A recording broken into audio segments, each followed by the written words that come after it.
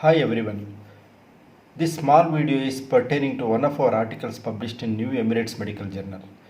The title of the article is A Typical Presentation of Antiretroviral Therapy Induced Lactic Acidosis as Acute RV Failure Due to Severe Pulmonary Arterial Hypertension.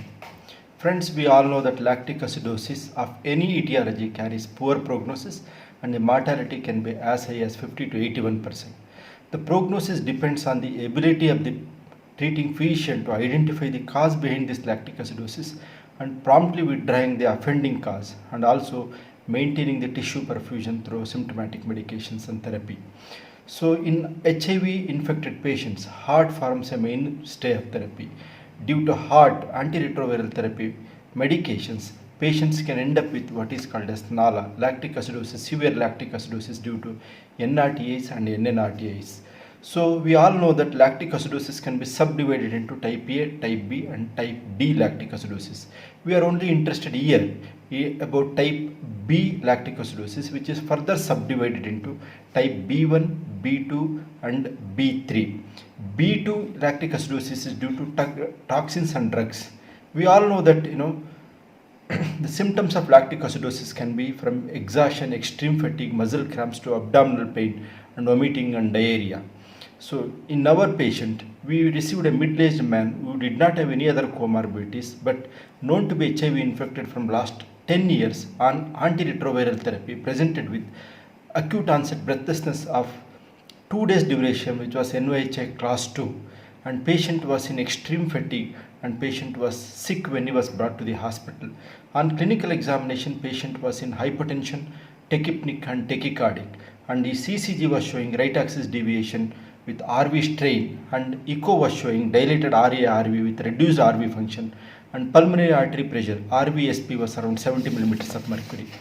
On further evaluation and clinical examination, a differential diagnosis of acute cor pulmonale of uncertain etiology versus pulmonary thromboembolism was made, although sepsis was kept in mind.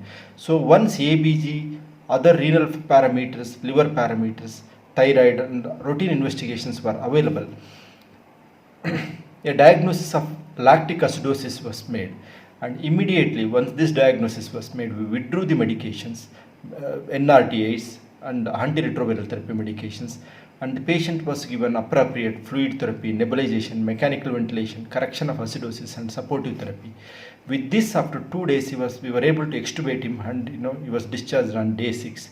So his RVSP after treatment fell from around 70 millimeters of mercury to 25 millimeters of mercury.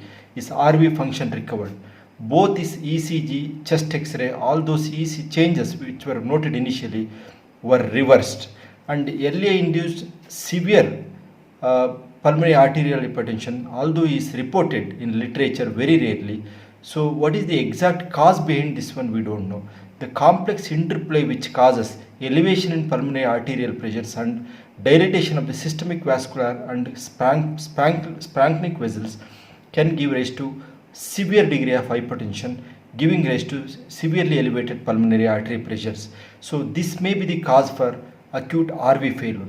So in this particular article, what we would like to emphasize is that the high fatality of lactic acidosis should be kept in mind. Identify the offending cause for lactic acidosis promptly and withdraw the medications or drugs, whatever it is, and suspect lactic acidosis as one of the differential diagnoses in all cases who present with acute unexplained cor pulmonale with features of acidosis.